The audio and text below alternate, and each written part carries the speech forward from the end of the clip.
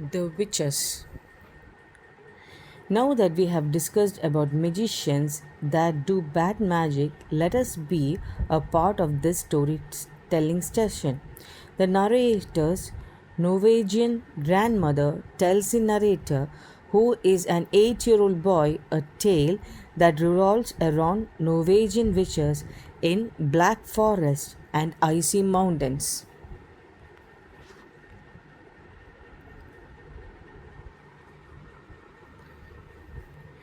It was in Norway after celebrating Christmas at my grandmother's place while my father and mother and I were driving in icy weather just north of Oslo that our car skidded off the road and went tumbling down into a rocky ravine. My parents were killed. I was firmly strapped to the back seat and received only a cut on the forehead. I went back in my grandmother's house with her arms around me tight and both of us crying the whole night long. "You will stay here with me," she said, "and I will look after you." "Am I not going back to England?" "No," she said, "I could never do that. Heaven shall take my soul, but Norway shall keep my bones." The very next day, in order that we might both try to forget our great sadness, my grandmother started telling me stories. She was a wonderful storyteller, and I was enthralled by everything she told me. But I didn't become excited really until she got on to the subject of witches. She was apparently a great expert on these creatures. Everything she was telling me about witches had actually happened, and I had better believe it. What was worse, what was far worse, was that witches were still with us. They were all around us, and I had better believe that too. "You must listen to me," my grandmother said. "You must remember everything I tell you. After that, all you can do is cross your heart and pray to heaven and hope for the best." We were in the big living room of our house in Oslo, and I was ready for bed. The curtains were never drawn in that house, and through the windows I could see huge snowflakes falling slowly on to an outside world that was as black as tar. My grandmother was tremendously old and wrinkled. Myself, just 7 years old, was crouched on the floor at her feet, wearing pajamas, dressing gown, and slippers.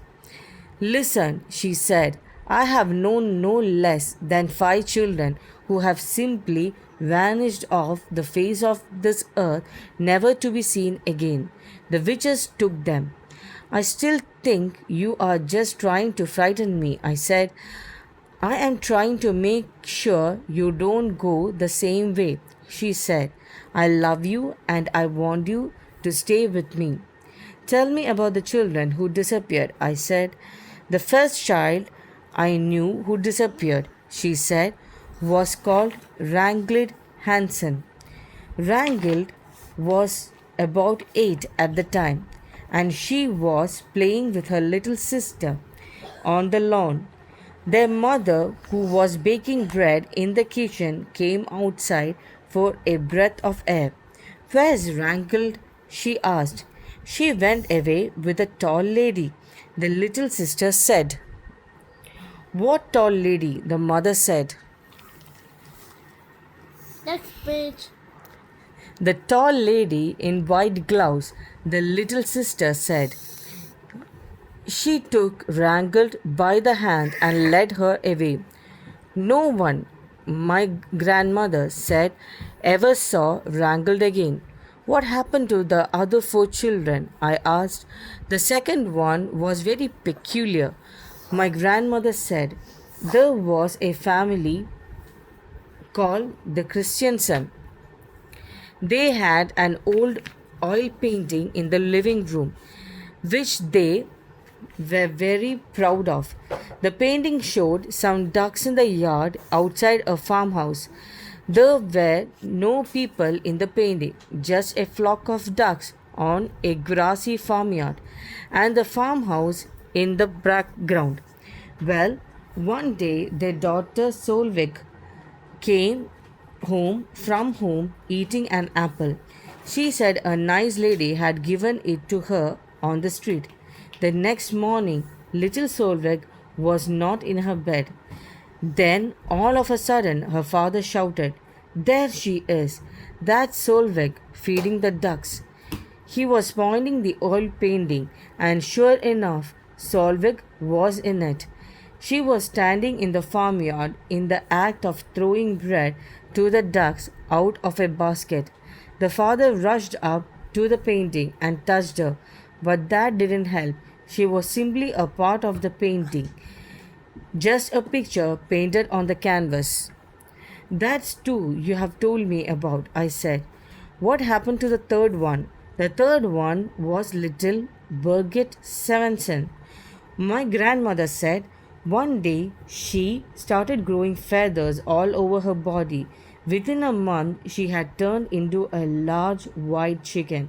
Her parents kept her for years in a pen in the garden. She even laid eggs. What color eggs? I said.